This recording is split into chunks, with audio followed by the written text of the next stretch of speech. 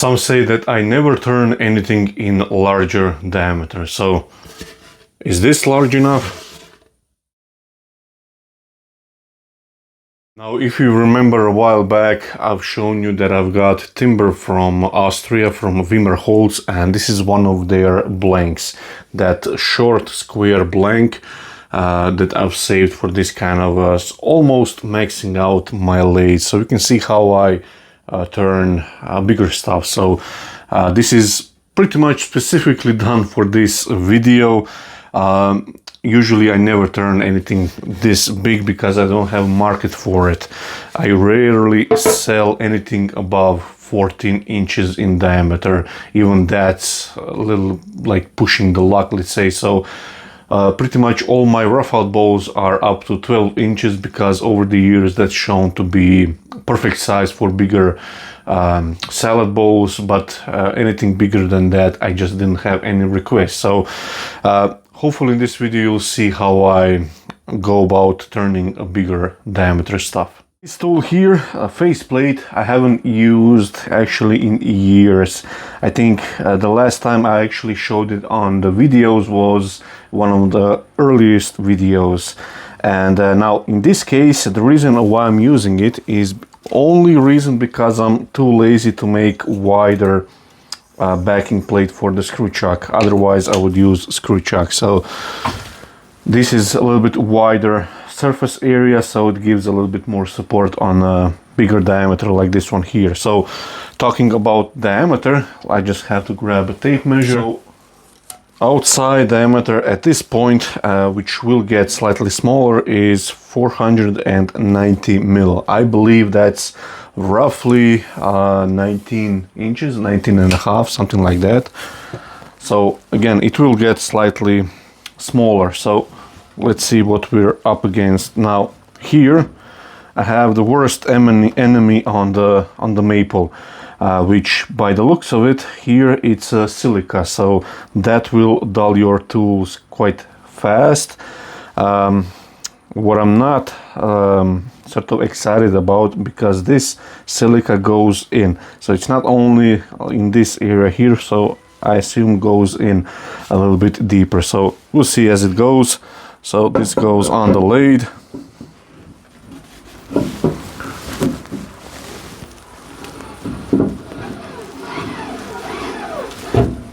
You always want to start at zero, especially with these kind of bigger things. So start at zero, slowly bring the speed up.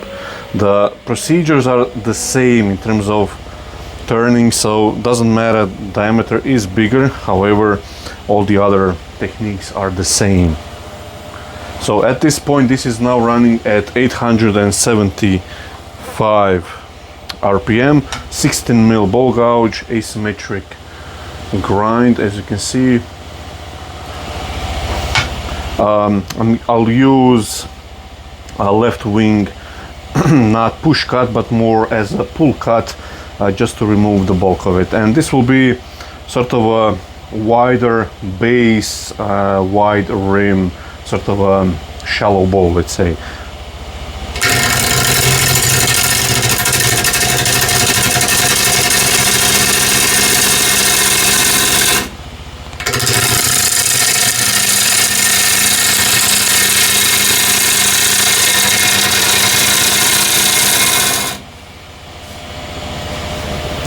Get the tool rest slightly at an angle.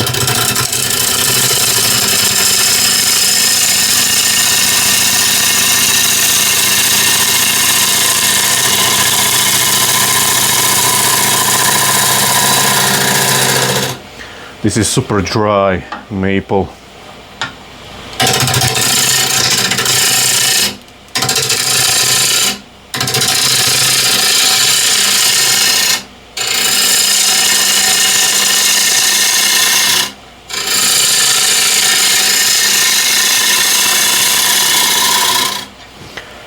And I'll go now across the bottom, just adjust the camera a little bit so you have a better view of this area. It's a big bowl, so it takes camera a few angles to catch this.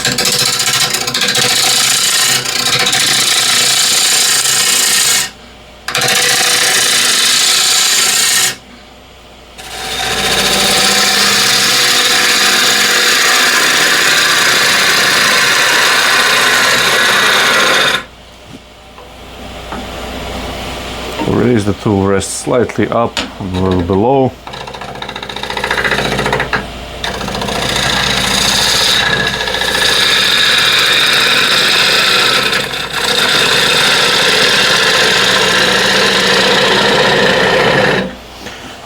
And let's go to the outside perimeter.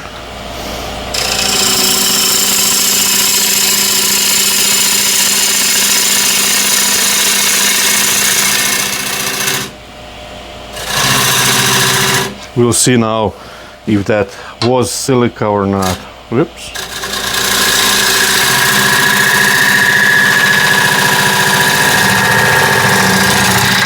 Even though this is M42 steel, it still will take the edge of the tool, and it should be silica. You won't be able to see it much in this shot, but yeah, nevertheless, it just dulls your tools faster.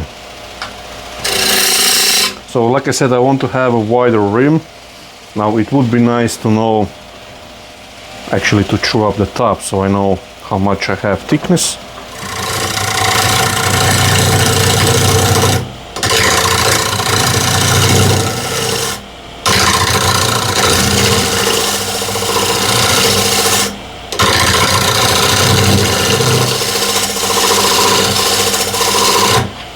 Okay. Let's see if there is any other. I didn't see any splits, but just to double check now, as the surface is clean, and nope, that's it. Now this is silica. This is now confirmed because I did felt that the edge is gone from the gouge. So sharpening, and then I want to get the outside shape done.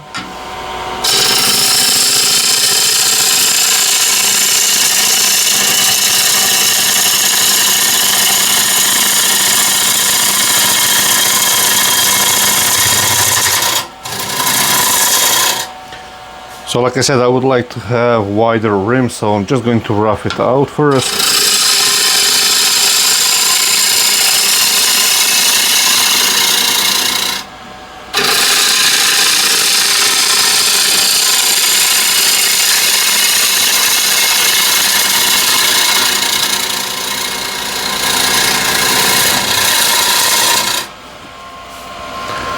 So that's sort of a ballpark where I'm going with this.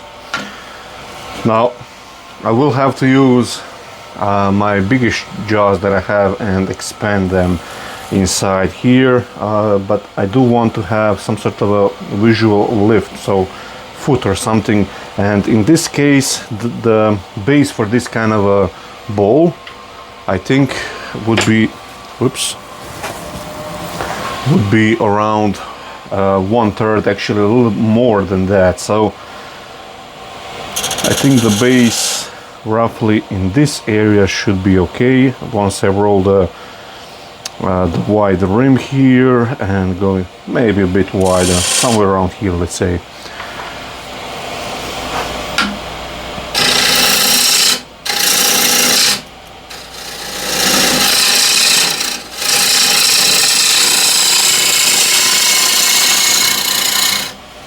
Okay, so that's rough shape, and I'm not, yeah, that's okay.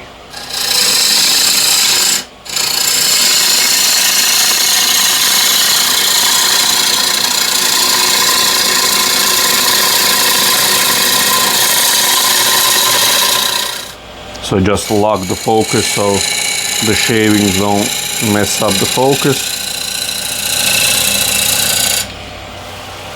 That feels good.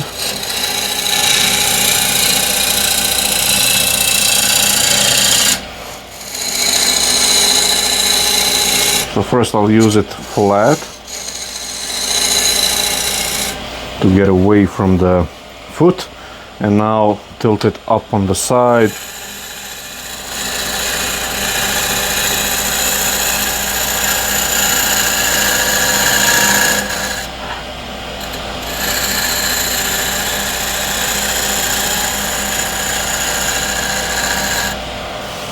Now that's much better.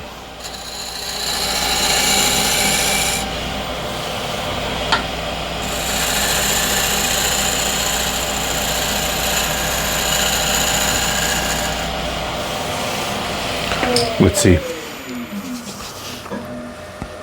Yeah, that's now ready for sanding. So now that's good surface here. Now I still need to decide in this area what I want to do.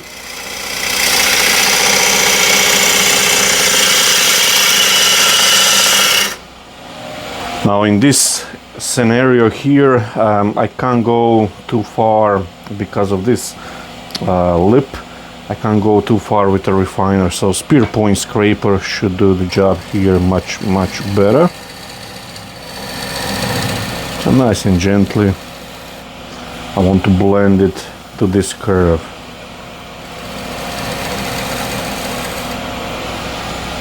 Now for the moment I won't or don't care too much about this area that I'm focusing at the moment, because I still haven't decided what I want to do with this, although I think I'm going to keep it simple. So I'm leaning and watching what's happening on the horizon. You can see a lot of dust, a lot of this stuff that gets glued on your hands like you're working with the epoxy. Okay, so that's good. Spindle gouge, and I think I'm going to increase the speed a little bit. Now it's running at 1000 RPM. So I'm making a little cove here so it will be much easier to carry, and I think I'm going to lift this up a little bit more.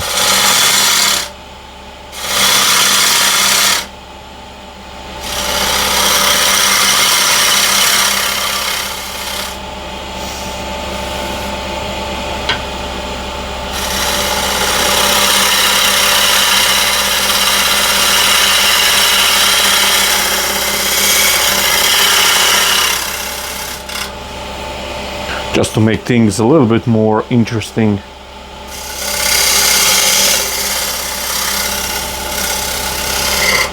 What I'm going to do is just hone the spindle gouge, get the edge nice and sharp. I'm using 1200 side of the hone.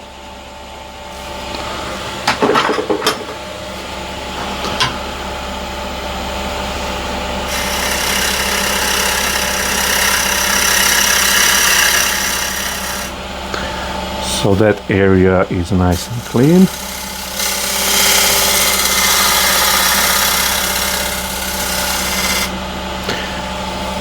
I want to get maybe that a little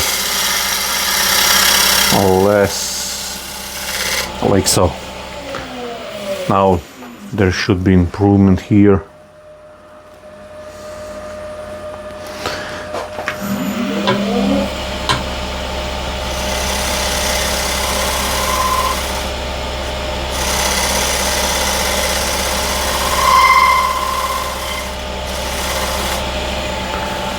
Okay, that's it.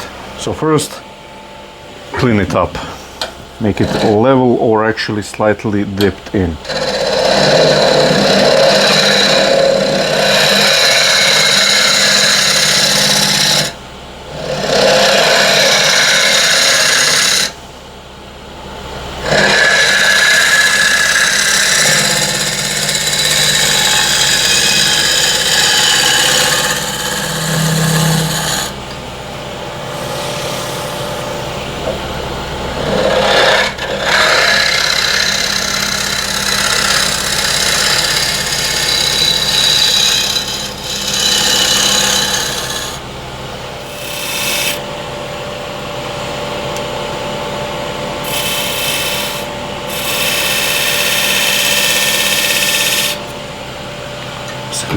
Small square and scraper, 12 mm wide.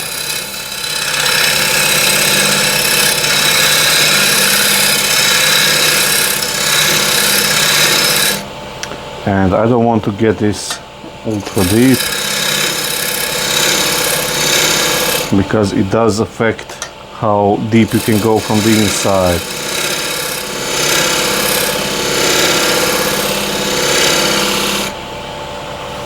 Okay, that feels good. Small skew.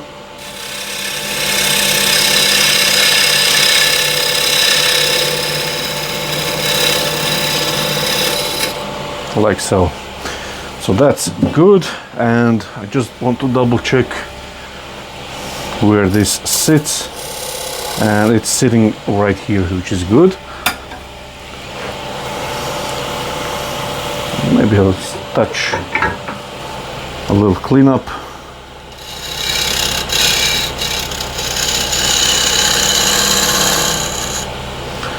Really light touch. And now it's always good to do something with this inside bulk.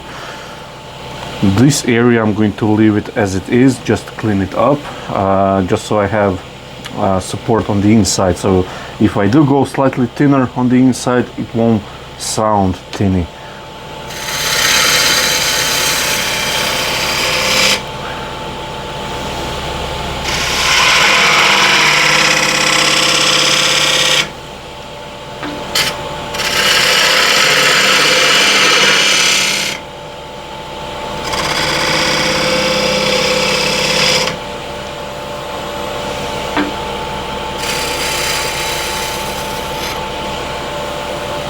And that feels nice and clean.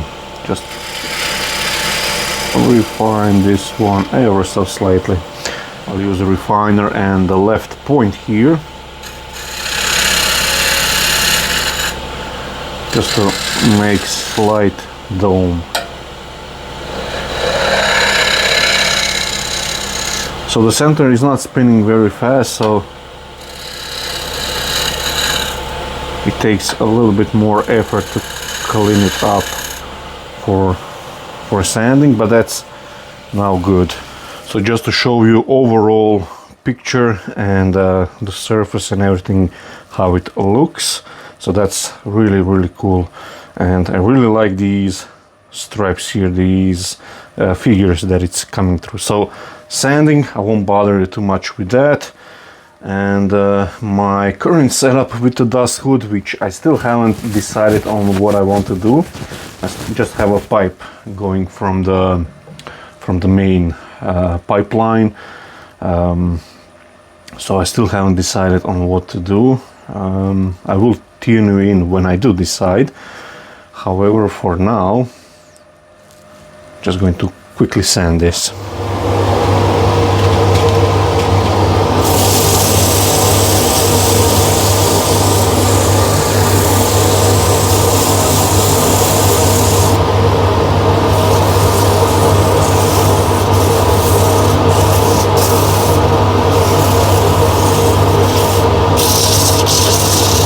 This will take some time just due to sheer size of this bowl, so I'll tune you in when I'm done. So the sanding is done. That took roughly around 5 minutes, maybe a little over than that, but the last step that I used was inertia sander, my homemade inertia sander. And now this is done. Just get the dust out of the corners.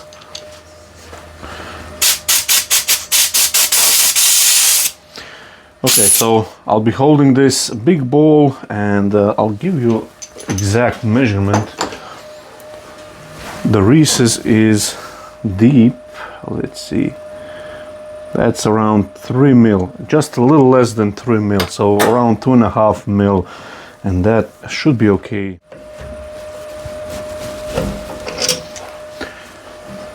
So this is a great example of how much I use faceplate that I forgot where I put the wrench for it, so I use pliers to get it off.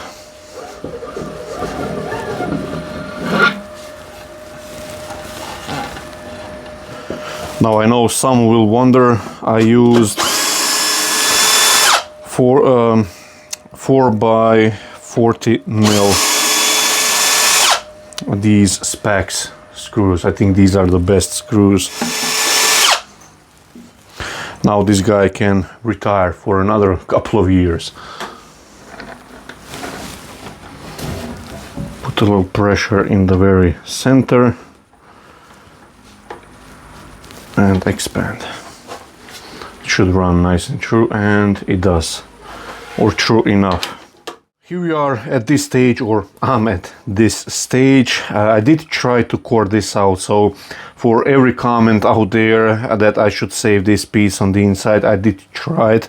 However, I did lost leverage, so I have a relatively short handle on this piece because I don't turn these kind of big chunks, and when I do, they're usually in a wet state, and it's much easier to core out green timber rather than this bone dry maple, really hard maple. So I did try it, and it was quite a long way down in, and again I lost leverage. I can feel that it starts to grab more and more. Doesn't matter where I position the tool rest, so it's not worth keep going and losing maybe entire ball if I have a catch or anything like that. So you win, you lose, let's say. So I want to first remove some of this knob in the center, and then I'll focus on this area here.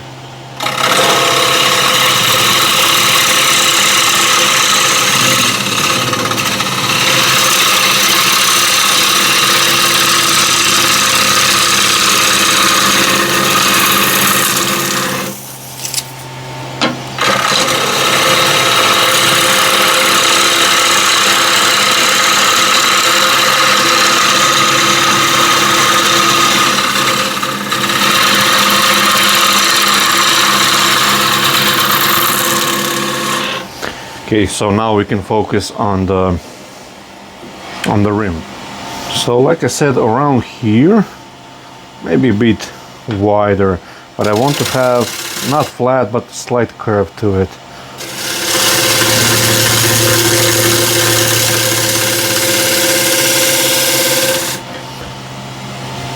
So light cuts because I feel vibration.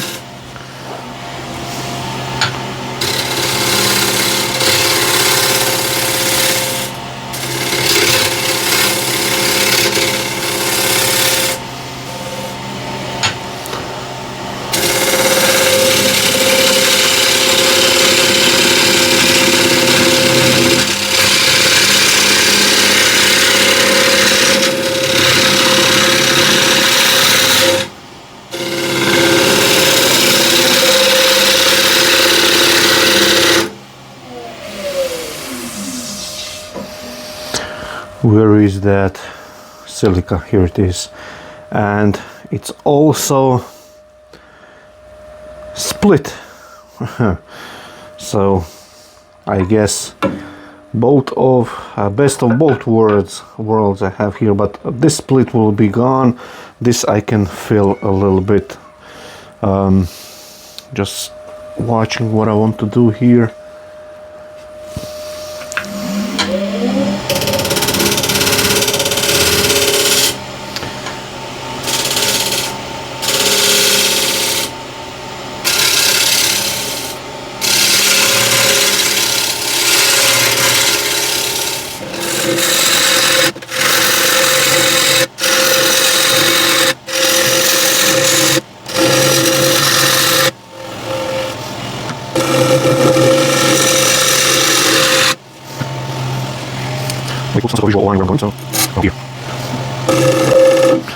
I'm going to rough it out still with this gouge, although it's not very sharp, but I will sharpen for the last pass.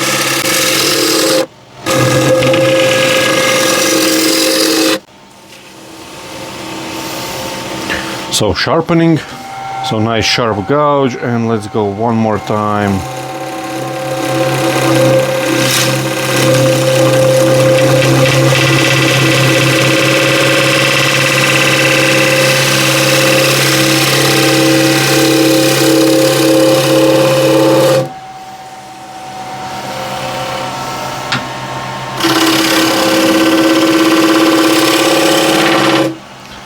I feel and hear knocking sound, so that split, there we go. Yeah, luckily doesn't go much deeper, but most of it I think I'll live with that. So here I can thin it down a bit more.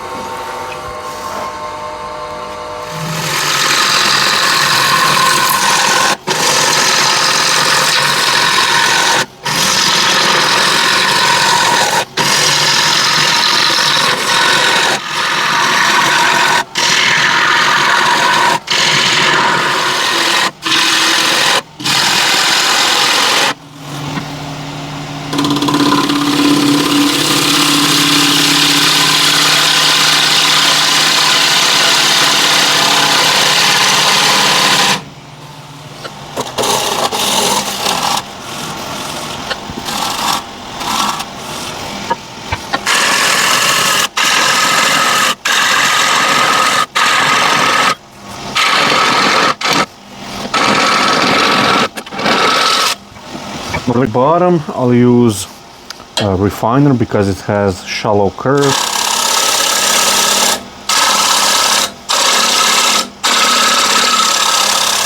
If this was a deeper bowl, I would not use a refiner because it's only 6 mil thick. You do need heavier tool for deeper stuff. So I'm getting the curve just right before I move on.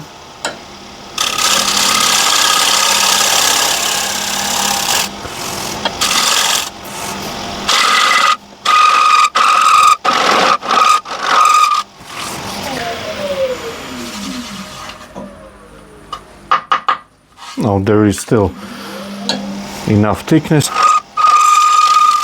It's just against on the other side, and that's screen bit.